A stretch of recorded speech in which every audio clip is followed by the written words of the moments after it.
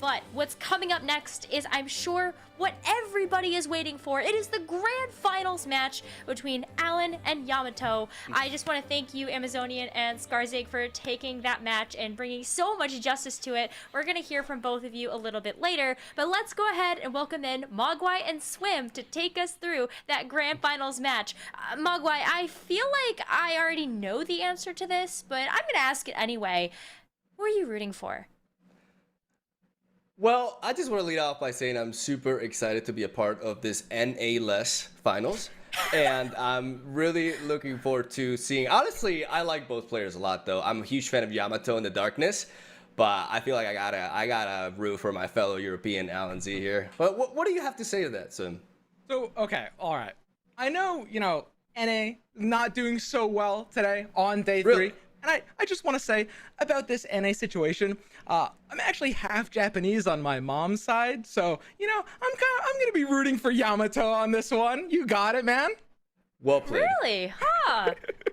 Well, that makes okay. I guess that gives us even footing across the board then, huh? But you know what, Mogwai, we should just get right into it. Talk to us about this match.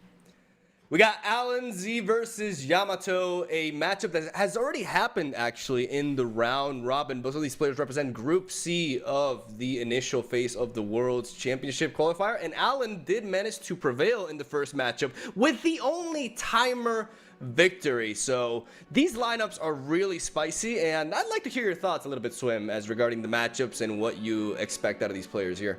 I mean, honestly, there's a lot that will go out of the window in a matchup like this. We're seeing 6 completely different decks. Well, Caitlyn, Draven, and Draven Sion are a little similar, but we're seeing 6 otherwise completely different decks. As we mentioned, it's an extremely diverse meta right now, and we're seeing some spice. Alan, of course, with the Shellfolk deck. Yamato, of course, with the Darkness, and it's going to be anyone's game. It's a very, very close one.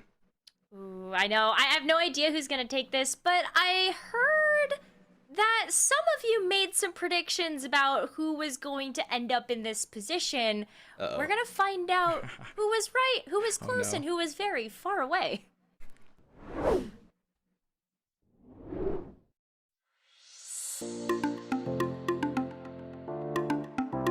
If I had to go with just one, I would go with my Spanish bias and pick Cosimo. But if I have a field of 3 or 4 to pick from, it would be Cosimo, AlanZQ, Badge Attack, and I think What Am I? For different reasons, but I believe AlanZ from Poland and Cosimo from Spain, they would represent my personal wager. No way I'm going to fall into that trap. I will not be picking a winner. I'm just excited to watch it unfold. Hey, I'm happy I got it right. Yeah, I was going to say. Go me. God, I'm smart. Yeah.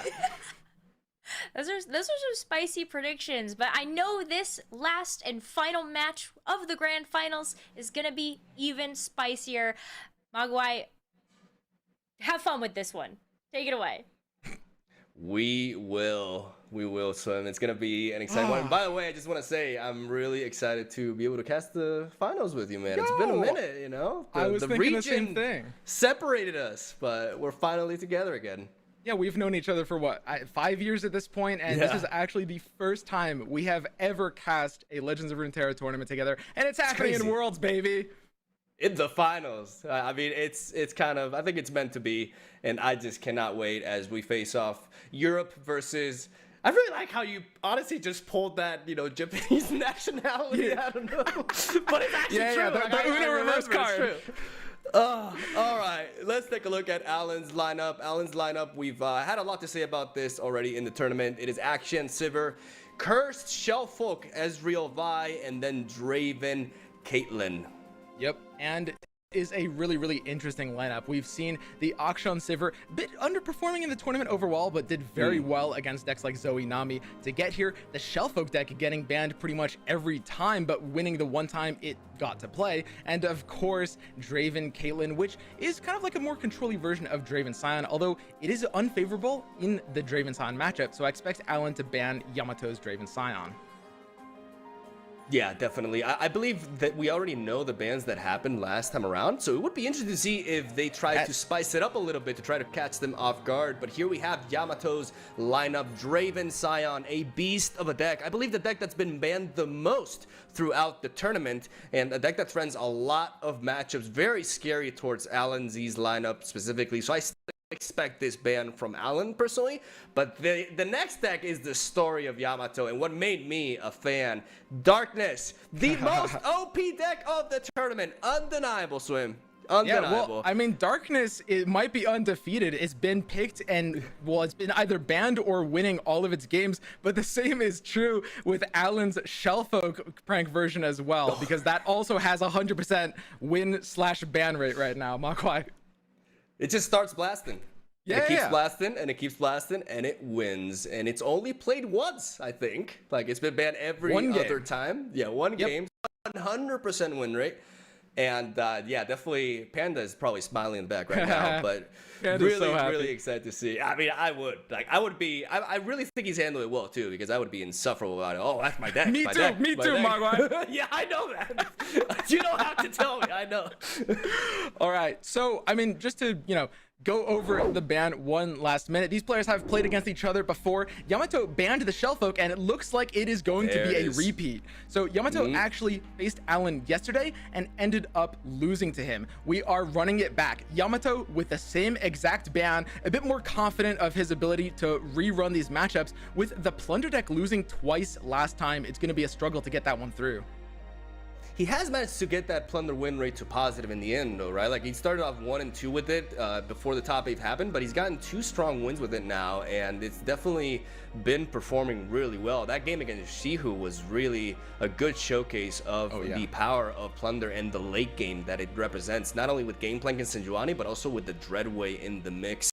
But this is definitely the bans that we expected. You know, we talk about, you know, maneuvering around these a little bit, but the reality is that if you're Alan, you got to get that Draven sign out of the way. And if you're Yamato, that Cursed Shellfolk deck is just too spooky, especially because it can really challenge your Darkness deck in the late game war. So here we go, ladies and gentlemen, the grand finals of the Legends of Runeterra World Championship, Alan's versus Yamato, and it is Akshan Sivir versus Darkness. Now, this is a bit of an interesting matchup because, of course, Darkness is not really too known on the tables. A lot of Darkness players have, pretty much anyone who plays Darkness finds that it's good into a lot of things. And most people that don't play Darkness don't really believe in the deck. So we're going to have to see how this one goes. Although Sivir Akshan with rallies is generally considered to be a bit of a rough matchup for Darkness. I want to throw shade, but you weren't a believer either. I was not. I was not a believer in Darkness, Mogwai. But, I mean, in a tournament format like this, piloted as well as Yamato is doing it, I mean, at the end of the day, these two players, Alan, of course, has been known in the community since the very start as, like, a 7-head deck pilot who's always thinking turns ahead. Yamato, proven himself really hard over these last 2 days. We've seen some of these plays he's made. These players are thinking about every single possibility. Yamato definitely, in my eyes, is the dark horse of this tournament. Not many people were talking about him, and then people were kind of questioning the Darkness option, but this deck has just been on an absolute tear, and you see that he does. This is the first time, though, I believe, that he does not find the Catalyzer here, as he's going to go for the Vile Beast to finish off this Fleet Feather Tracker, but not after it got some value and some momentum for Alan. Yeah, I mean, we definitely both. I remember you were also underrating Darkness a little bit. We actually both underrated a lot of decks in this tournament. Well, okay. So the thing is about this kind of tournament format is that we're seeing in the finals these spicy picks. I mean, Shizu, of course, making it to the top 4 as well. And these spicy picks are doing really well because so many of these players have prepared, have grinded games, scrimmed and practiced against what they thought was going to be brought, but they're not used to playing against these decks, right? Like, people don't know exactly how to play against Darkness, and that's exactly one of the reasons why they're doing so well, that surprise value. I mean, I have dabbled in the genre for a bit, and I think a lot of times we've had these discussions about the importance and the power of the surprise factor, right? Just sticking to a very strict meta lineup, definitely, you know, you don't take as many risks, and if you're confident in your ability in mirror matches, that's great, right? But having the ability to surprise your opponent and throw something off and just bring something like Zoe Heimerdinger with Bandle City. Like, how do you even play against that? You have that's no why these decks are eating expertise. bans. Yeah. You know, I mean, Shizu, Zoe, Heimerdinger deck, and Alan's Prankster deck are getting banned almost every step of the way for that reason. Players are terrified. They're like, oh, I'm not ready against this. I haven't prepared against this. I must ban it. And that's super valuable in a lineup when you can do that. In this position, Alan's looking pretty good. I mean, he has the Sivir on board, second Sivir in hand, and Akshan's ready to come down. So a lot of early pressure that Yamato's going to have to deal with. Yamato really debating about whether to play around the Shapestone here. That's why he's setting up the blockers the way he was. He initially wanted to block with the Dark Bolt Acolyte into the Treasure Seeker, and switched up the Robe Maker as well to trade into that, because even if there's a Shapestone, he can guarantee that those units will still go down. But he's wondering right now if it's worth it to play around that, or to set up the blocks the other way instead and just prevent all damage. And he actually goes back and reverts that decision. Very, very interesting to like try to look into the thought process of these amazing players. I think one of the things Yamato is looking at right now with this block is he sees another Vile Feast in his hand, so he knows he's going to have another Spider blocker later. Yeah. And so stopping the 5-attack Sivir is probably the best value that Spider in particular is going to be getting. For sure. The question is, when is he going to opt to try to pop this Spell Shield? He definitely has a lot of resources to do so he doesn't need to rush it, right? Not only the Vile Feast, but also the Pokey Stick as well, and another Vile Feast here, but a bit of a low curve going on here for Yamato. Yeah, I mean, he's got the Pokestick and the Concologist that are going to be generating him more value. I mean, this Concologist has to pull him something pretty good, though, as we see a second Akshan in Alan's hand. This is going to be a bit of an outgrind matchup. Alan is really looking for more draw cards. He's wanting cards like Preservarium and cards like Concerted Strike.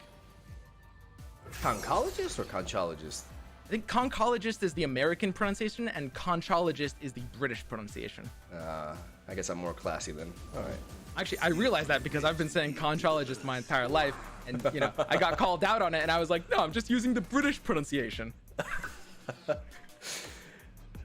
Down goes the Vikaran Bruiser. I don't know about you, man, but it's really interesting how my view towards Action Sivir has changed after the hotfix. Like I've grown to be a really big fan of this deck, especially after the Vikaran Bruiser edition. I think we could both agree we're a little bit tired of Rune Runner everywhere, and seeing this new 5-drop here feels really fresh, and it's a very fun archetype to watch and to pilot as well. It has a very, even though it's a mid-range deck that may seem a little bit linear, it's actually not.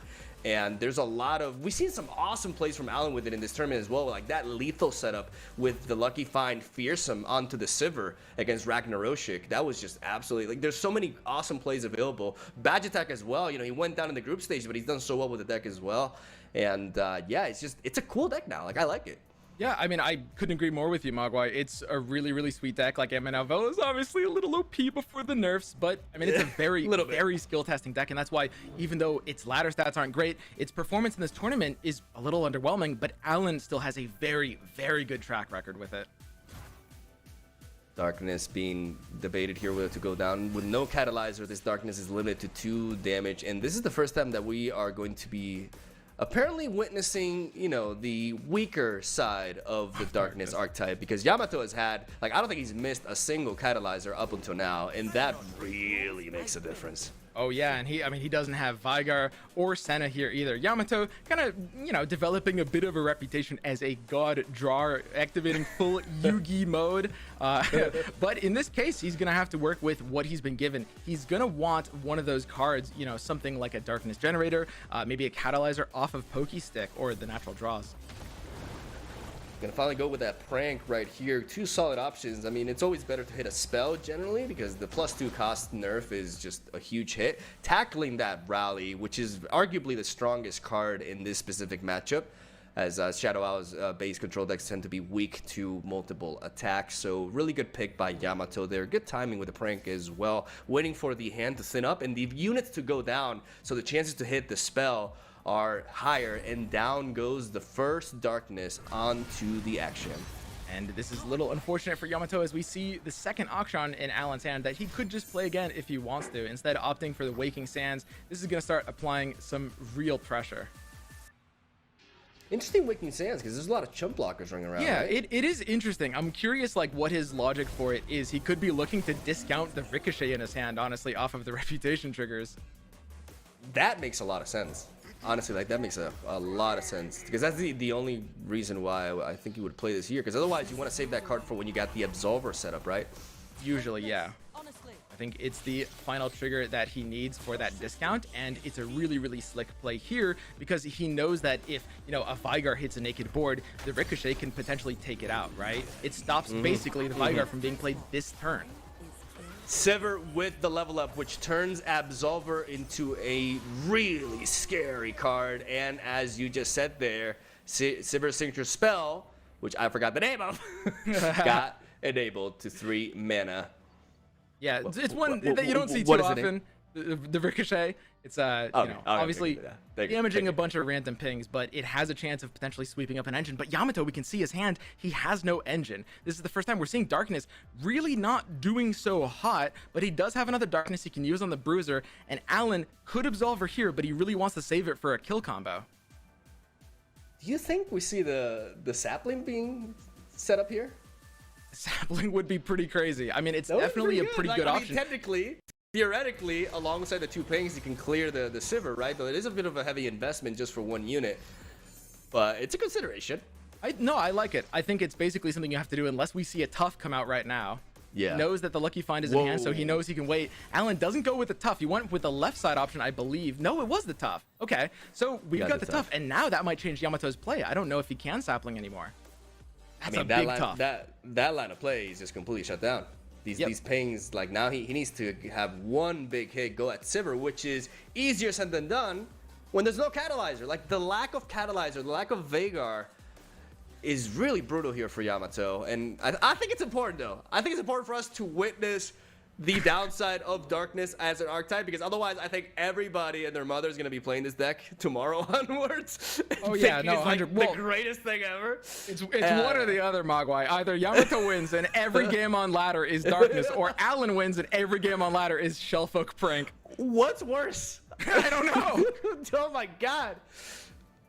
I'm gonna go on a 1-week vacation, I think. All right, now the auction developed. Now that sapling toss is looking juicy. So Yamato showing the restraint. He didn't want to commit the sapling toss, but now he can threaten the auction. And of course, if he played the toss earlier, Alan would have known, and that means the auction wouldn't have gotten played here. Yeah, you just don't. Alan is like the king of playing around things, but there's a limit to that, right? Like, there's a limit to that. You can't expect this. The sapling toss off of Concologist. I really do like Alan went for the tough on the Sivir though. Bit of a hand read there. I mean, like I said, these players are 2 of the best pilots in the entirety of Runeterra. Ooh, awkward draw. But Alan does know that, you know, Yamato has to have a lot of pings in his hand, right? He can see Yamato's bricked hands. He knows that there's no Vigar Senna because he would have played them already. And Alan hasn't really given Yamato a lot of opportunities for more Vile Feast or Pokey Sticks. So the tough is just preemptively predicting that hand state, and he's right. And we see the Absolver really prioritizing the action level up over the big hit next turn, which makes a lot of sense because Yamato is still at 18 health. Even though the Sivir is leveled up, he also kind of, it's losing the spell shield is a big deal here for Sivir because it really takes away a lot from that Absolver like late game swing, right? But right now it's still a little bit too early. Yamato not even trying to bluff any sort of play with attacking with the Dark Bulb Acolyte, which would leave Sivir down to like Darkness range, right? But not even going for that. We could have seen a Conchologist being developed earlier to try to pump up the Acolyte 1, but then he would have lost a lot of momentum. So bit of a tricky scenario here for Yamato. I mean, Alan making a bit of a play that looks a little weird, right? He used the fleeting Absolver's return, but the reason he did that is because Yamato knows that it's fleeting. If he hadn't done that, if he had just passed, Yamato would have passed back, and this auction is getting healed permanently off of that. So by Alan doing that, I mean, this is 2 control players against 2 control players, by the way, or sorry, 2 control players against each other. Alan and Yamato both main this control archetype, and they're both extremely reactive players. The Black Spear is huge. That does take down the auction and saves the pings. That was a great pickup from the Conchologist here. Something that Alan, again, something that he can really play around here. And what I'm wondering is if he's going to opt to go for that Ricochet or if he's just going to preserve it to have another Sivir back up there. Very important Black Spear, like you mentioned. Another good reason as to why, besides from everything you said, also to promote the Warlord's Palace progression as well. He's very close, but losing action here definitely hurts. Yeah, no, this is pretty close. I mean, a lot of this game is going to come down to the next couple of top decks and what Alan gets off of this Palace. This is why, you know, Sivir, Akshan, Demacia is so potent, especially when you play well and manage your resources, because usually you're just running out of resources and then the Palace just bails you out at the last moment, giving you that predict to pretty much either end the game or stabilize on the spot. That Rekindler in hand also feels pretty bad with having not drawn any changes. I positively jinxed it. Yeah, go man. And the Senna is going to die to a potential concerted strike, but she's going to get resurrected by the Rekindler. That's a huge top deck for Yamato. He might just be totally good here. That's amazing. Like that draw is actually amazing for him. He really, really needed this. Yeah, and on the other side, we see Alan draw a 1-mana card. Now we're in pure attrition area, and people just want to be drawing expensive things. Alan drawing a almost useless fleet for the tracker at this stage in the game. Yamato is looking super good all of a sudden. Gonna go for that 6-mana Golden Aegis, which will proc the Warlord's Palace, allowing him to get an extra draw. Maybe he can fish for another action because he really needs the Horde, I believe, to fight this late game. From this point onwards, the power level of Darkness will rise even without the Catalyzer ongoing boost. Yep, just Senna alone represents a lot. Let's see what he picks up here. Preservarium is more steam. I don't think he can go for Aegis. I think he just needs to replenish his resources here. I agree. This is an outgrind. Completely agree. I think you have to Preservarium here. You're running a theme, and you know the opponent is not only does Yamato have a hand size advantage, but he's also got generation with Senna. Like Senna just constantly generating darkness is a huge problem here. And not only that, but Alan's not under much pressure because without Vygar, Yamato's deck, I mean, it can stabilize and it can do a lot, but without Vygar, it can't really just blow out the game, right? So Alan knows he just plays for the long term, goes for the double draw for the Preservarium. Single combat is big. Now suddenly he can kill both Sennas, the Senna on board and the Rekindler Senna. And the tough allows him to preserve the Sivir in the exchange as well. He could just do that now, honestly, with a barrier. Like, why not? Yeah, but we were talking about the Rekindler. So we could see him, there's an argument for going for, I mean, you may want to spawn the unit, right? But you could set up the darknesses, you're going to get it back anyways with the Rekindler immediately, right? I think Yamato is trying to hope for, you know, getting more value out of it, as well as, you know, if the Senna were to die, she might not, you know, get the additional darkness, but that would have been a little bit better long term. I think Yamato just knows he already has this 1 damage ping in his hand, and that Vile Feast wasn't really doing much else after that. And to be fair, I do have to retract on that because now this darkness can actually pick off Sivir, which is not something that Vile Feast nor Pokestick would have been able to do. So very important to note right there. And now we're gonna see it exactly. This is definitely the better play. I do like this attack. Like this is a solid hit here, and he does need to soften him up a little bit. So I like this preemptive attack. Though the problem is, no, it doesn't matter because even if he goes for the darkness and he develops the Rekindler afterwards, it's not like he has the mana to play another darkness before Senna attacks. Yep. So he's not missing out on value. This is the attack of the control player, basically. Like I said, both Yamato and Alan are veterans of the reactive control archetype. They both play, I mean, they play a lot of decks like their control decks. Pretty much every deck they play, they will pass so aggressively and just gain reactivity. It's just a game of seeing what the other person does first. Almost a game of chicken at times. Yeah, I mean, we see it right here. Both players burning 9 mana. Yamato could have gone for that darkness, but he wants reactivity so bad. He just wants to see what Alan does first, because he can still darkness later. Yeah. This is so strange watching this game play out. Alan's so still close running, too.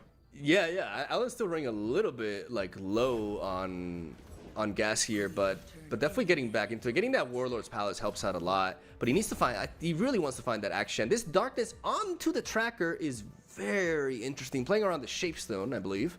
Yep. Just trying to make sure that the tracker will die no matter what. Yamato has a bit of a hand read here, right? He can see the 2 left cards in Alan's hand, and if you're counting and you're a good player, and Yamato is absurdly good, you are going to be able to keep track like, oh, these cards have been in hand for a while. So Shapestone is getting pretty likely, and we have the Pokestick it also plays around sharp side with the Pokestick backup as well. Yeah, this guy's legit. And like, another thing he plays around is second Sivir, which we can see in Alan's hand. He knows if he kills this first Sivir, second Sivir just gets on brick. So right? smart. He's playing around everything. Like, that's just, like that is honestly like that. This is beautiful to watch. Like I feel like I'm learning every second.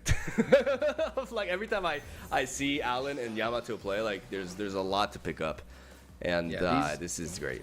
these are two of the best pilots. Just like their ability to execute on decks is some of the best Runeterra has ever seen. It's so funny how, like, you know, we see this now in a lot of ways. It feels like some of these plays are maybe considered to be like a bit obvious, but it's only because we're watching them from the sidelines, right? Like when you try to actually pilot these decks, like the level of sequencing here, like this is definitely world class. Yep, exactly. So Yamato going ahead and taking down Sivir's barrier because, of course, with attacking allies have my keywords, allows the rest of the board to be potentially killable. And down goes the concerted strike. Again, Alan with a solid attack, but like I mentioned, running out of gas. And you know, other lose a Senna. Yeah, I mean, it's going to be really rough. I don't see how Alan can find lethal at this point. I mean, Yamato just has more value, more beef. The Rekindler's coming down. Another Senna. Another Senna. That's a third Senna. This is better. This is better. Fourth Senna. This is better. Oh, you know, but I mean, if you play a Rekindler, you get two bodies. So the Rekindler that does prioritize that. You go for the darkness here before attacking onto the Sivir. And then just, you can get with a strong swing. Or, you know, like I said, these two players, their favorite move in the game is to pass. So we can actually see a bit of a pass here. Let's see. I mean, he's only at 2 cards. It's not like he's burning. Like, at this point, burning mana is not the same. You know what I mean? Because, yeah, I love this. I love that he's prioritizing the Bryce deal because of what you mentioned earlier. He knows there's a very good chance, and especially because that card has been sitting in his hand for a long time at this point. So he may be reading that. He may be fully like convinced that that is indeed a Sivir. Exactly. And I mean, you're pushing more damage with this play. Like, you're attacking with these 4 attack units. And I mean, Yamato's under no pressure. Alan has to start blocking anyway. So this Sivir is just going down. This is another thing about this play. Kills Sivir to stuff like the second sharp sight that could have maybe kept her alive. But forcing the block there means Yamato is good. Now Alan's out of cards. Again, two power, 2 damage, darkness, but double Ixtali. These will be going face. Like, this is looking really neat. We gotta see Senna's signature spell gonna take out the Sivir after the darkness removes the spell shield, and Alan is out of gas. This Shaped Stone cannot get that Warlords to flip. It's still, oh man, it's over. It's actually over. He has no Yamato traction. has to take it here. That's absolutely crazy. I mean, Yamato coming out of nowhere. This is like the one weakness of Demacia mid-range. If you don't have a board, you can't do anything. It's over. Yamato takes game 1 and is 1 win away from becoming the first ever Legends of Runeterra World Champion.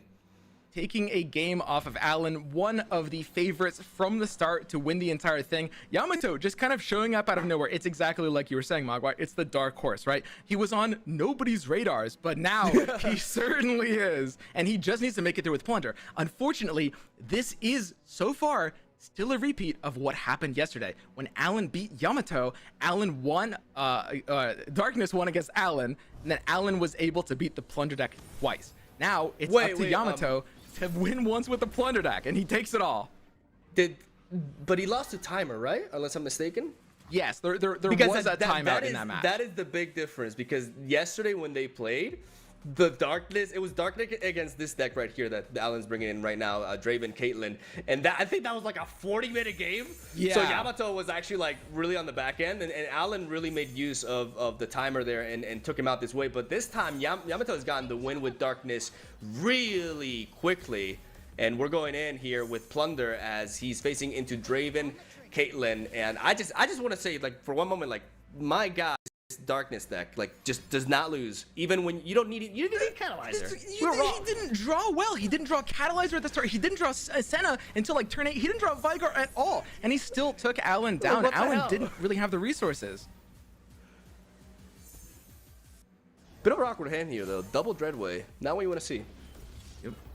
Yamato is going to be vulnerable to early aggression. If Alan plays for an aggressive game here, he will be able to potentially kill Yamato before we can get to these Dreadways or Sejuani.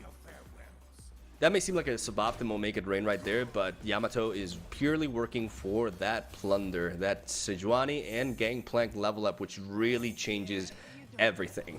And Yordle Grifter does not miss Allegiance, and it's not grapplers, thankfully. Yeah. And here we go. I mean, especially with the Sejuani in hand, because Yamato has to know with the 2 Dreadways in his hand, his lose condition here is the aggro. The aloof burns one of the Dreadways, which is not necessarily bad for Yamato because he's at least getting something more playable.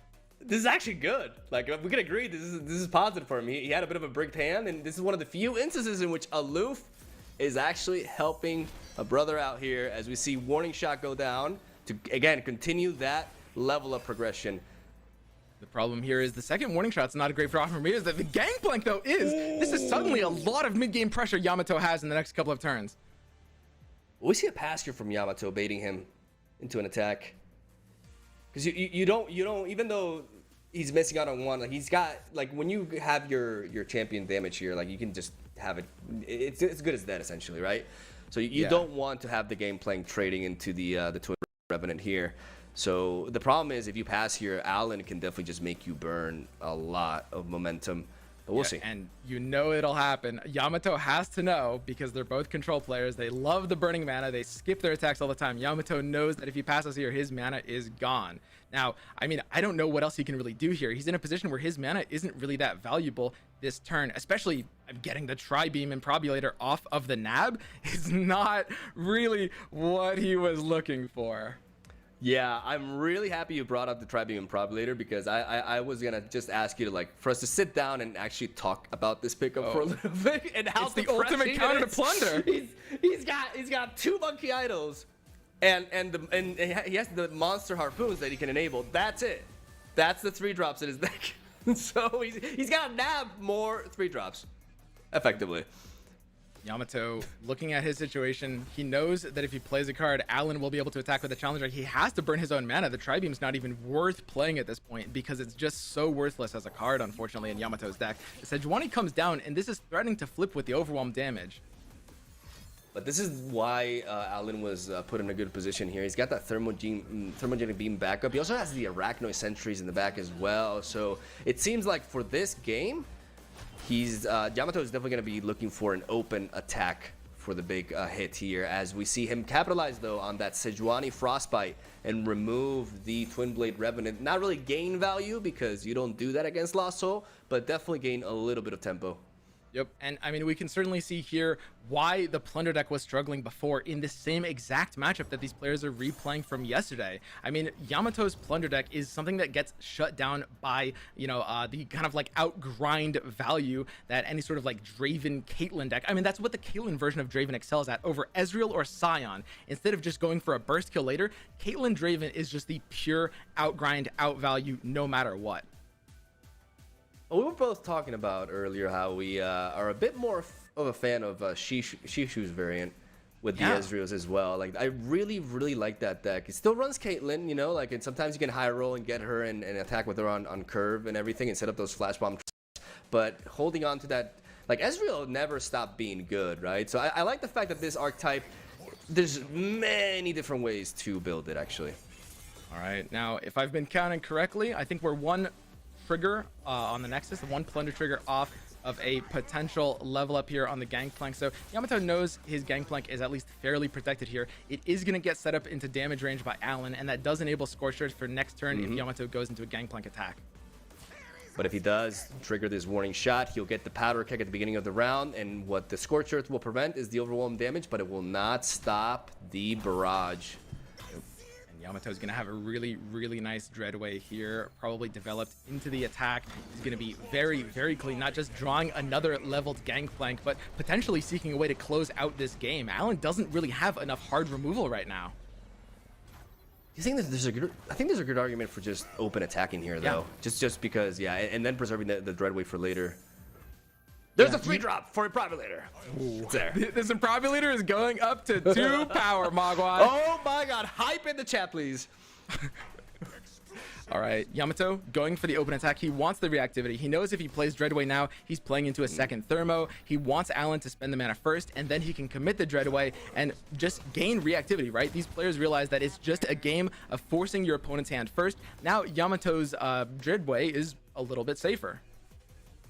Indeed. I like how we went for the Sunfumes, though, respecting the other big boy units here and keeping that Scorched Earth in hand, but drawing another leveled up Gangplank with this Dreadway. And this is where this deck starts to become really strong, Swim, because when you have Dreadway drawing you a Gangplank and then you play the Gangplank, these units are not easy to kill. And both of them are just, it's essential to remove them off the board immediately, right? So you feel all of a sudden, like, even if you have a huge hand, like, you're just feeling so much pressure. And it's really, really a tough hole to climb out of. English. I mean, we have to see that Yamato is kind of on his last legs here. Right now, the game is going to come down to Yamato being able to just do one big punch of damage with either Dreadway combos or with his leveled Gangplank. If Alan can find ways of killing both this Dreadway and this Gangplank through Rummage, through Station Archivist, then that pretty much is it, and Alan will take this. But if Yamato gets even one punch through, Alan's probably dead. He's already at 13. We see the Caitlyn's signature spell in hand right there, alongside the Piltover Peacemaker for newer players watching, and then the Scorched Earth. He needs to combine those two cards, but that's already 6 mana. So even with a Rummage at this point, after playing this Caitlyn, it is pretty much impossible for Yamato to clear both of these units in this turn, and really hard to believe that he'll be able to do so on the open attack as well. This is looking really, really good for the Japanese player. Yep. And I mean, Yamato is now getting attacked by Alan with a challenger. Alan's just looking for more ways to take down this Gangplank. The Make It Rain coming out here at max value. Keep in mind, it's doubled off the keg, redoubled off of the Dreadway. So this is a 4 damage Make It Rain coming through, and Alan might have to respond. Ooh. Oh, that's so huge. He does miss. He does miss on the twin blade. That's what I was really looking forward to. And that's so sad. That was the most important thing, because keeping this Gangplank alive was the only most important thing for Yamato. But if Alan lets this 4 Nexus damage go through, that's going to be really bad for him too. Yeah, I mean, this is huge. This is still huge. He prevents the hit from Caitlyn, so limits the amount of flash bomb traps. That's a massive hit right there. And because he's forced to use the trap onto that, how does he deal? Right, with Dreadway's still a threat. I mean, the Scorched Earth in Alan's hand is not currently finding a way to be enabled. I mean, the Station Archivist could find a ping, but Alan doesn't really have anything at 1 mana that he can play this turn to stop the Dreadway. Yamato just might win on the next turn. I don't know what Alan can do about this. If he does not play Station Archivist, anything else will die to that parley. Yeah, and the scary thing is... And he needs a fearsome blocker. He needs a fearsome blocker to swing. This is... Will Alan see this? No, I don't agree. Well, okay. I think he could have waited here. Could have waited an additional action. I think he knows he's pretty safe here. He's worried about Alan taking the pass back. Yeah, that's true. He knows that he is going to have the monkey as well. I mean, we could, if Yamato wants to. Oh, the trap! Hitting the Dreadway! That is so big all of a sudden. We can see Alan's face. Oh my god. Is that actually it? Is that enough to make the difference here? I think, dude, he's ready to gas. That's so huge. The Caitlyn trap. He needed this open attack, and the odds were also like so in Yamato's favor. Right. Yamato has met Kaiba or something. Oh my god. That is absolutely crazy. Because Dreadway, of course, doubles the damage on units, so Yamato was looking for an open attack and unit double damage getting through, but now if the Dreadway dies on the stack, it doesn't even matter that it was going to get blocked anyway. Its effect is gone, and with it, Yamato's chance of being able to destroy Alan's Nexus, maybe. I mean, he needs to get this damage out now. He's out of resources completely. And I just don't think that after the Scorched Earth, he's not going to be able to... No, it's only one ping. One ping to the Nexus, potentially another ping, unless he could find something with that Rummage to just kill this Monkey Idol immediately. Yamato might realize he has to develop here. Yeah, he's doing it. He's using the Tri-Beam. This is cheating 2 actions, even though it is a 2 damage Tri-Beam. It's getting a random 2-drop and pulling a unit at the same time. Which forces Alan to drop the Scorched Earth in the stack and get rid of this Dreadway before the spell resolves. That's a pretty okay. I mean...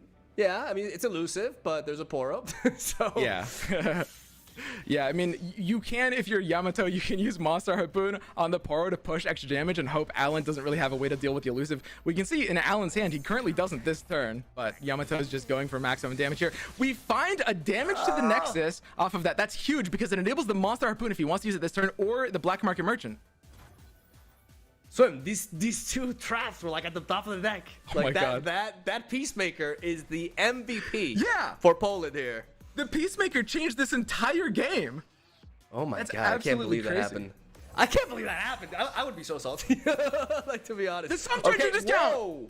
Whoa, is that enough? I think Yamato might just be... I mean, is that game? Whoa, wait, no, he's got the axe into the flame chompers. He's got one more blocker. Oh my god. This is so close. Alan's warning shot is pushing more damage, but Alan has 4 blockers to Yamato's 5 white attack. Yamato's just looking for the tiniest bit of reach. I mean, the monkey idol is still gonna go off one more time, and that's still gonna be 1 more damage with the monkey next turn. We're pushing 2 damage right here because Alan does not have enough blockers. So Yamato is looking for just 2 more points of damage to win the game. Which means that Dreadway wins. The Dreadway wins. But how many Dread? No, he's already. Wait, he's already played 2. Like he got 1 discarded and the other one's gone. There's no more Dreadways. Yeah, but Alan is basically out of answers. I'm gonna say Juani or a Gangplank, something that sticks to the board, something that deals direct damage. A Zap would be good. 3 Sisters, we've seen this come in clutch for Yamato before, but I don't think it's gonna do anything here. The key thing is that Yamato has a little bit of time. He's still at 20 health. You know, he's got a nice ephemeral chump blocker here as well, so he can buy a few turns. And he needs to find something, but Alan could be making one hell of a comeback here. Down goes the Ravenous Flock onto the Yoro Grifter, and Yamato really has no plays here. There's no way you spend your 3 Sisters here. Just for the bluff, you just keep this card in your hand at this stage, and we'll see what he does. And Alan knows the Rummage here is going to be good. He can get the Twin Blade Revenant, start clearing off the board, develop some Station Archivist, and search for answers as to what Yamato could top deck. 1 ping, 3 to go. We got options like we mentioned Gangplank. There's Alan's skipping the attack. There's the Corsair. Yeah, that's more ping. That's a big deal. That made the man like just an immediate like get excited out of Alan actually. Yeah, so we can see right now the Fury of the North could come down from Yamato, keeping the Corsair alive if Alan were to go for the Get Excited, and that would allow this extra damage to be pushed to face. Alan could realize that 3 Sisters is one of the things Yamato could have, and instead go for a Sentry, but it doesn't stop the Corsair. I mean, you can't kill both. Now it would, though. Yeah, going with the Ravenous Flock here. Definitely, Alan sees it. He can stop the Corsair damage with the Sentry instead of the Get Excited.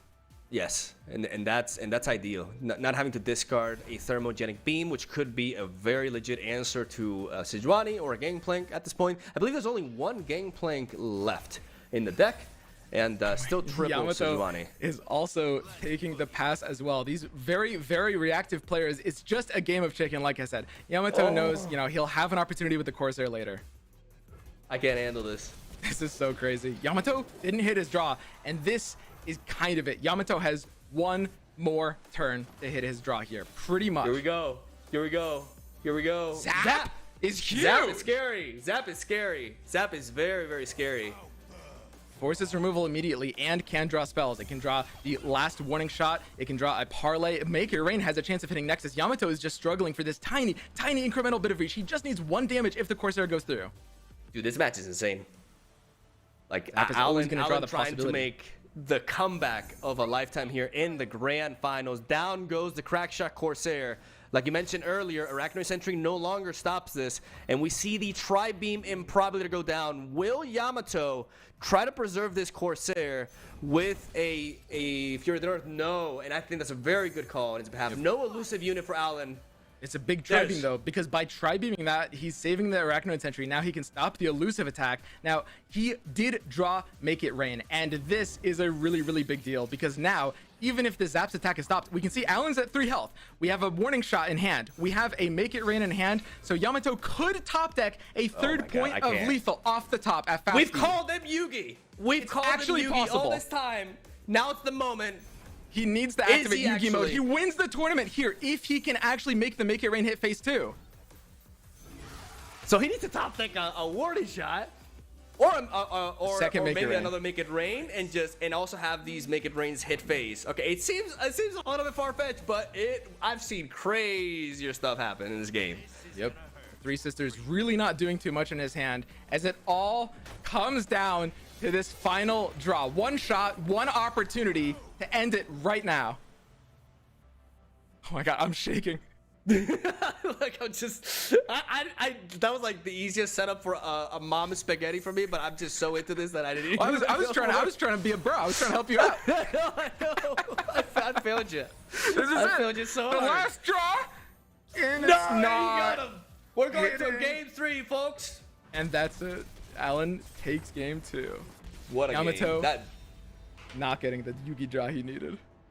That was like a huge drop in decibels. I feel so deflated, Mogwai. I mean, it would have been so Sam? crazy. Are you okay, man? Yeah, I'm It's gonna be all right. It's all right. Your Japanese heritage is still, there's still a dream. You got this. I'm rooting for you, Yamato. My blood. My brother. And I mean, we get into the final game to end it all. Game 3 of the grand finals. Akshan Sivir from Alan versus the Plunder Deck from Yamato. Will Alan be able to run back the exact same matchup that happened yesterday? Alan losing to Darkness and then 2-0ing the Plunder Deck. It could be a repeat.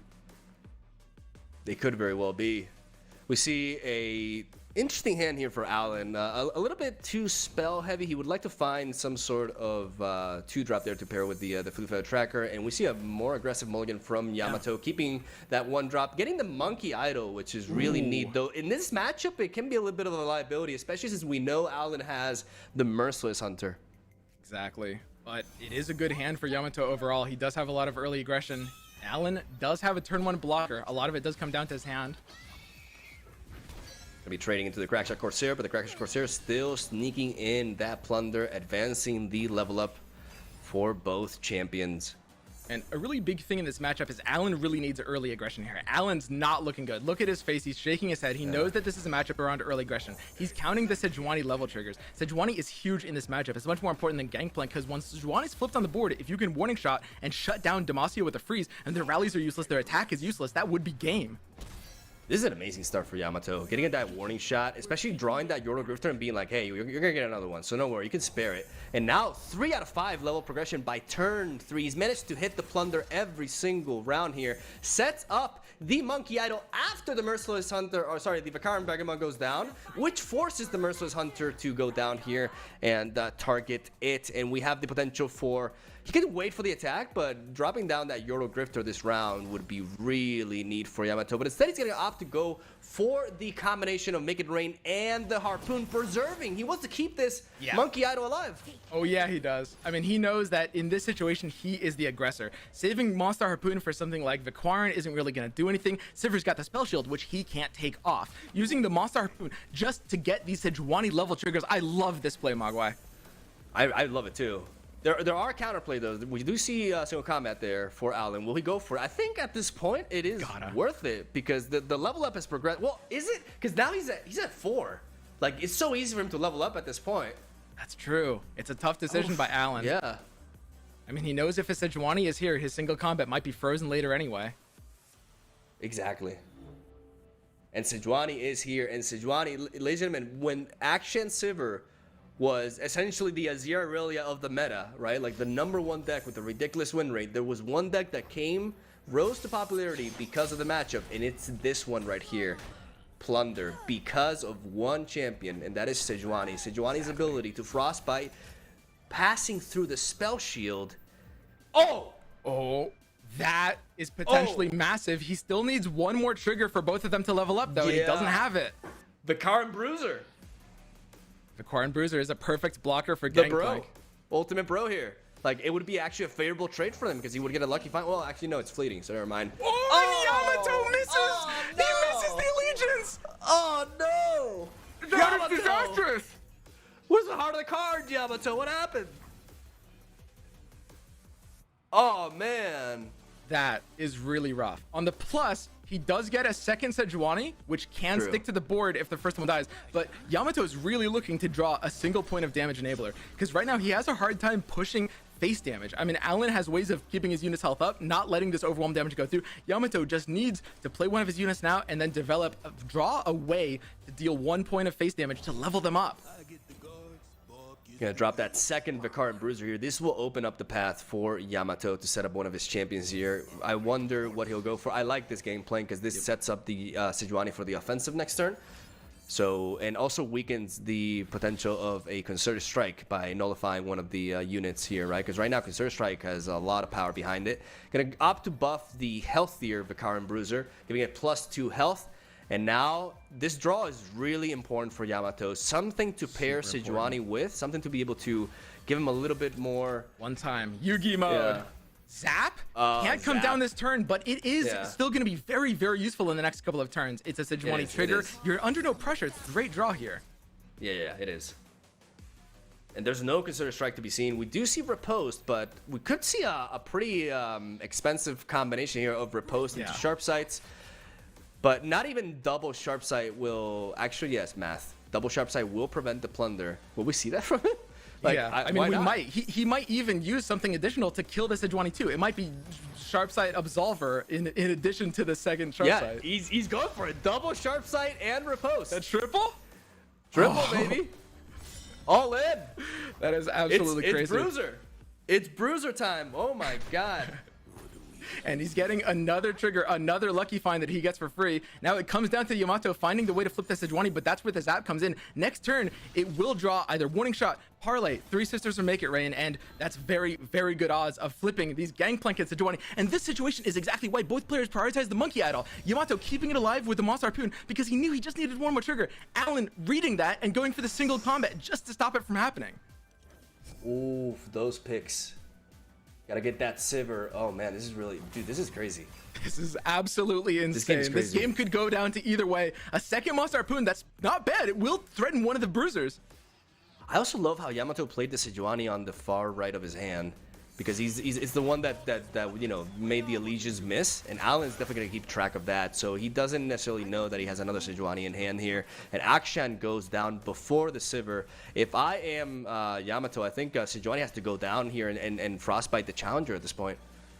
Something that's really, really awkward is for Yamato is Alan's top decks. Alan's top decks in the last two turns were very good with Akshan and Sivir. I mean, the Absolver is potentially coming down. The Bruisers have done a really, really good job of completing her level progress.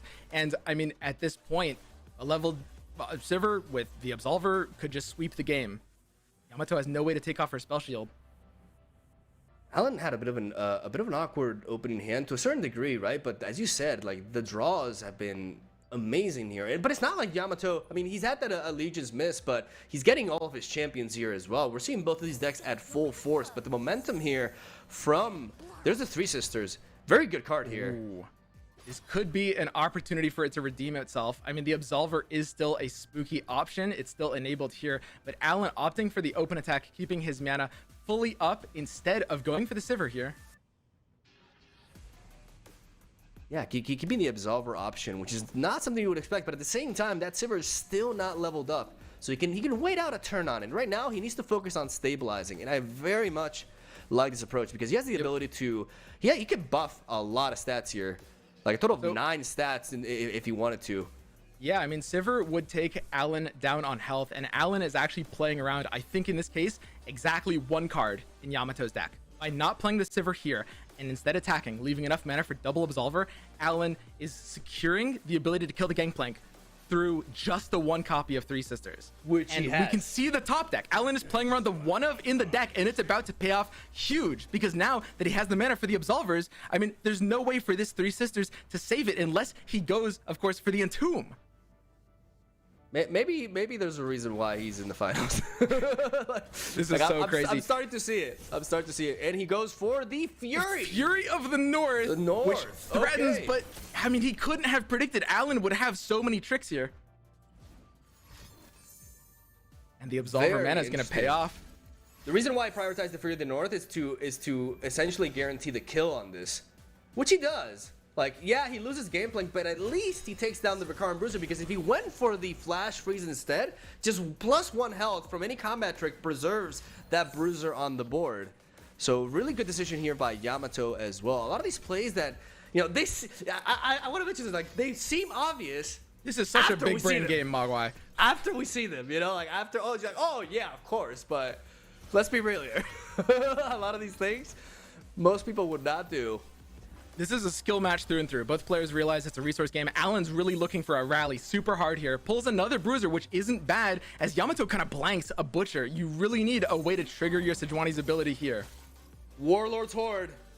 Warlord's Horde is engaged, ladies and gentlemen. And that, I mean, I have yet to see a game in which Warlord Hordes is done with and you don't win. Leveled up Sivir. Man, it's Sejuani. It's Sejuani. Sejuani versus the entire Sentinel army, I guess. It all comes down to this. I mean, Yamato does have a very, very clean attack here. The Sejuani can go in on the Akshan. Zap levels her up before the attack even happens. So Sejuani is activating her effect this turn, protecting from a potential rally that Alan actually could get off of the Horde. And also enabling that monster harpoon, which cannot really, unfortunately, can't hit the Sivir here, but it can definitely, if Alan were to drop another Vicarian Bruiser, it could knock that out. But he's running out of gas. That's the problem. Like he has this Butcher, not a very underwhelming top deck here for Yamato with this one drop here. He needs some way to enable this Sejuani. Yeah, it's gonna come down to a warning this. shot at this point, or maybe a make it rain and a little bit of luck. That's what he's looking for. Sejuani is exactly as you put him earlier, Mogwai. Sejuani is the counter to this matchup. We're going to see a Monster Harpoon here, and this is pretty big because Alan can't use Absolver. He needs to save Absolver for his win condition. He can't use it there, so the Bruiser goes down. Yamato perhaps holding on to this Butcher just to bluff, but can you afford to at this point? Because having that extra chump blocker is really important. Blocker is critical It's all here. about that Horde, though. It's all about that Horde. What do you think he's going to opt to go for here? Card draw? I mean, there's a lot of options he could take. He could go for a concerted strike to try to shut out the Sivir. I mean, well, he's going to go for the card draw, but in terms of what he's hoping to see here, he's just looking for either a way to kill Yamato right now or something to kill the Sejuani. One of those two things would secure Alan the game. There's also the chance of going for the vulnerable proc here and trying to get some... Oh! Oh! Warning shot is huge! Oh, shit! Yamato! Oh, PG. Well, I get one. Oh, We all get one. on. That's gigantic! I don't know if Alan can win anymore. Oh my god. The heart of the cards reverted. Yeah, and I mean, Alan knows that warning shot is potentially in the deck, but it's so hard to play around top decks. I mean, to be able to threaten lethal here, to be able to do anything at all and stop potentially losing to a top deck next turn, you kind of have to go in very aggressively. And the beautiful thing here is you don't have to warning shot immediately. You can set up that Sejuani to trade into that Sivir and then bait out the combat trek and then bam. Oh my goodness. Yamato will likely go for it here. Freezing the board. I think this is a secure play. But he went for it immediately. Okay. I mean, Sejuani is still going to stay alive from anything, but the Zap can potentially go down here to one of Alan's tricks, and that is a big deal. Very interesting. Pre-committing warning shot could end up biting Yamato. Yeah, I'm a little bit thrown off by this because I feel like he could have set up the block and Alan definitely he cannot afford to let his to let his Sivir go down here, I think. Exactly. Alan, just with the two combat tricks in hand, he has to know this Zap is important because next turn, Yamato attacks with Zap on the left side. Alan can block it with Sharp Sight if he keeps Sharp Sight, but killing the Zap now is usually just a cleaner play through and through. Get it in while you can, while you know Yamato has no cards in hand. If he kills the Zap, then Yamato's kind of potentially locked out of an attack because this Sejuani's no longer freezing the board guaranteed. Exactly. This Vicarian Bruiser is too thick. It's too big, so he just cannot trade into it normally. Because every other unit Sejuani can beat down, but the Vicarian Bruiser is too big. Oh. And there's the Absolver. There's the Absolver onto but this means that Zap remains alive. That's huge. Zap remains alive. Alan just making sure that the Jagged dies instead. He knows he has the Sharp Sight for the Zap later, so he's baiting Yamato into an attack here by leaving the Zap up. He has the Sharp Sight to be ready, and with that, he'll be able to block and kill the Sejuani. The parley! The parley. That's so huge. Yamato has to pre-commit this. He might be hand reading Alan here. He might be thinking, why did he let my Zap live? What could his hand be? If it's Sharp Sight, that's the only reason he would let my Zap live. I can parlay and just make sure the board is frozen. My Sejuani is getting through. It's so risky to attack here without that. The problem is he still has a good block into Sejuani. The issue is even attack. Oh, this Sharp Sight. Bait! Oh, the bait. And Sejuani's gonna go down because the Shapestone allows him to pick up the Sejuani as well. This could be game winning. I think that's This it. could be game winning. That Sharp Sight bait. I don't think Yamato can come back from this. The Sejuani is going down. The parlay is slow. It can't be used. The entire board is cleared. That has to be it.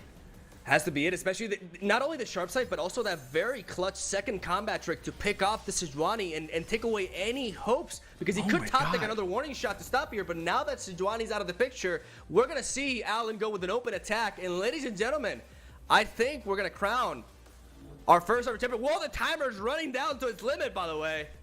You know, something funny, Mogwai, I actually happen to be a quarter Polish as well, so go Alan! God, I'm gonna choke. Shut up. Oh my god, an absolutely crazy series and a crazy tournament. Alan, this was one of the biggest brain games I've seen in my entire life. Biggest brain series I've seen in my entire life, Mogwai. Absolutely amazing. Alan is your first ever Legends of Runeterra World Champion, bringing it back home to Poland. What an absolutely amazing series. And it is so deserved. I mean, Alan, of course, heralded as a player that's been here from the start, known in the community as one of the best pilots in the entire game, and we saw that live today. It was just absolutely insane. The way he made things like very, basically playing around at the lowest odds thing. There were so many things I could point out about what happened that game, but the two things that are so important that a lot of people wouldn't pick up on is the single combat on the Monkey Idol, basically winning the game, as well as keeping his mana up to play around the one-of copy of Three Sisters that Yamato just topped at, and that actually won Alan the game. It was honestly, like, it was just such a treat to watch this match. I really love the fact that it seemed like it was going really well for Yamato. He was 4 out of 5 for the level of requirement for both gameplay and Sejuani, but by losing that Monkey Idol and missing that allegiance, all of a sudden, it took him a while to get that level up. It really slowed him down when it seemed like he was already on track. And just insane game, insane series, insane plays, by the way. Both of these players deserve to be here. Just outstanding. Oh my god. I have absolutely no idea how things went the way that they did in Game 2 and Game 3. All I know is that Alan, one of the most feared players going into this tournament, was able to pull out not one, but 2 wins against Yamato. And I think that is just absolutely incredible, Swim. Yeah, I mean, showcasing that just the reactive play, making sure you're playing around everything is just going to come through in those mirrors that all come down to outgrinding, outvalue, and playing around every single possible hand state. Oh my gosh. I just like, I love that, you know, Yamato still gets to walk away with 100% win rate with Darkness. Okay, let's not downplay that at all. But the fact that Alan, for Europe, for Poland, like, is taking home the whole thing, like, Mogwai, that's huge. Yeah. It's a bit of echo going on, but yeah, it's absolutely massive. Like this series was just like I said, we've seen a lot of very high level play up until this point, but a player that I feel really rose or flew under the radar for a lot of people was Yamato. Like, not a lot of us were talking about him. He just kept winning, especially with that Darkness deck that just kept going through, and we kept underestimating. But also Alan, man. Alan had a rough start. He dropped the first game of the round robin, and then ever since then has not dropped a series, and has just been at the top of his game, really showcasing why the strongest trait of a player in Legends of Runeterra, I believe, from a competitive standpoint, is patience and knowing, you know, that passing is a very powerful move. You know, do not be afraid to pass. You can do a lot with the initiative system in Runeterra, especially with the spell mana system that allows you to, you know, not have to worry too much about missing your first early plays. And I really, really like that a player like Alan, who is so just groomed into this play style of waiting and reacting, eventually took the whole thing, because he deserves it, man. He plays around everything, and he just, it was a flawless performance. Big props. Yeah, I think basically anyone other than Alan would have lost that game 3. The amount of plays he had to make exactly right to be able to navigate a path to victory there was absolutely insane. With the deck stacked against him as it was, he was still able to come out on top, which is ridiculous. That game 3, probably that entire series, but that game 3 is gonna go down in Runeterra history. We'll be teaching players with VODs of that moving forward. We also kind of, I feel like, need to talk about the Ezreal Vi Shellfolk deck that Alan did bring to his lineup. I don't think that was super expected, and he was able to secure at least one win with it, Swim. Well, I mean, securing bans with it. It was auto ban. I mean, in a tournament format, that's amazing. When you bring a deck that people, don't expect, that's very powerful, that's very anti-meta, you're eating their ban, and the ban is kind of the most important resource of them all. Suddenly, his favorable decks always get to play against what they want. It was kind of the low-key MVP. I think it's safe to say that we weren't expecting that deck to get banned so many times. Like, that was crazy. I feel like that's just the most respect that you can give to a deck is getting it auto banned all the time.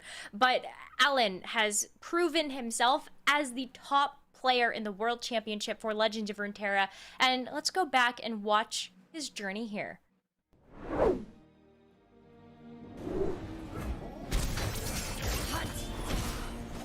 Blade, sand, and treasure.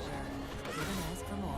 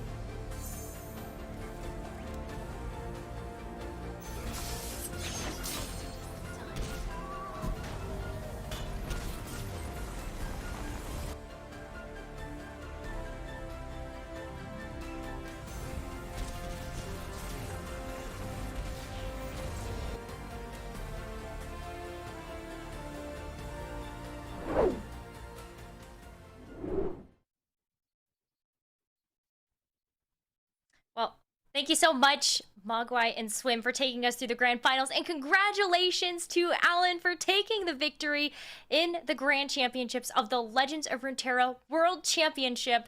So exciting to get a chance to see our very first player crowned as the champion, and that is just an incredible thing that I hope Alan is going to be celebrating. We get the gigantic This turtle. is incredible. Like, let's go ahead and take a look at the prizing that everybody has won for the tournament. And yeah, I think there was just I also might be I think there might be a technical difficulty for the casters that are listening to me. Oh, we're not gonna go over prizing. We're gonna go to an error. Let's talk to Alan. Let's talk to our grand champion of Legends of Runeterra World Championships. Alan, I just want to start off by saying congratulations. This is a massive accomplishment and achievement. And how does it feel to be the first Legends of Runeterra World Champion? Incredible. Incredible. I can't believe that I actually made it through.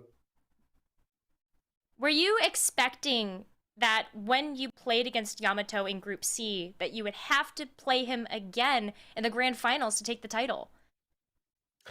In terms of skill, I think Yamato was the best player I've faced so far, and didn't see any better player in this tournament. So big props to him. Amazing player, just amazing. Not a single better player on the ladder, nowhere. Best player I've seen so far. Not Big surprised props. that he made it to top 2. Yeah, absolutely. Big props. I mean, that is also, I feel like, speaks to your prowess as a player in Legends of Runeterra, that you were able to take down such a strong player as Yamato, not once, but twice, to be able to take the championship title. Alan, I really want to pick your brain about something, because everybody on the casting desk has heralded your lineup as super, super clever, specifically your Ezreal Vi Shellfolk deck. Did it surprise you that it got banned so many times throughout this tournament? No, it's actually interesting because I brought the deck because people were unaware of the matchup. I expected the deck to be 80 at least percent of the time, and I was I didn't want Action and Draven Caitlyn to be banned. There was like when I submitted the deck, I had slightly different version of the Draven Caitlyn. I prepared for the top 16, and I submitted the qualifier version. So I had like 8-card different version I prepared. That was good into GP TF Bundle City deck. That didn't have 25% only win rate, but could get 40%. So I was quite, I bamboozled myself a bit, but fortunately it didn't make the difference. Yeah, you got a chance to play with it once, at least, and you were able to take a win with the Ezreal by Shellfolk deck, which was so cool to see. But I want you to talk us through what happened in the Grand Finals. That Game 2 and that Game 3 were just so back and forth. We had no idea what was going to happen. Did you, Alan? No, it was crazy. I was in Game 2.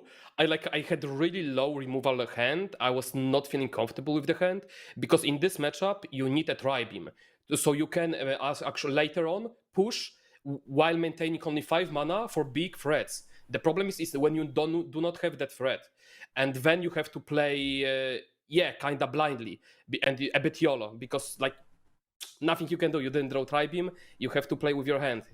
So I didn't feel comfortable. Ended up doing well because I managed to hit with Aluf one of the big threats, which I would be targeting with Tri-Beam. So yeah, happy with the result there. I mean, this is just incredible. It means so much, I'm sure, to you as a player, but what does it mean to you to win this for Europe? Can you talk to me a little bit about that? I mean, obviously Europe is better than NA, so we've proven that already. That's fair. You literally just gave the perfect example, right? Winning the Grand Championships. So that is awesome to see. Alan, the last question I'd like to ask you is, are there any shout outs that you'd like to make? Yeah, shout out to all people I prepped with. Like I can't name them by name because like I've prepped with like over 15 people, 2 qualifiers and the main event. So thanks to my helping group. And thanks for my entire community. Like I had a lot of support. You probably could have seen that in the chat. I have like really cool community that had my back all the way. Thank you. Wouldn't have made it without you guys. Well, congratulations, Alan, once again for being the Legend of Runeterra World Champion. We're gonna send you on your way, but I hope you enjoy this moment and bask in the glory. I do. Thanks for having me. Cheers.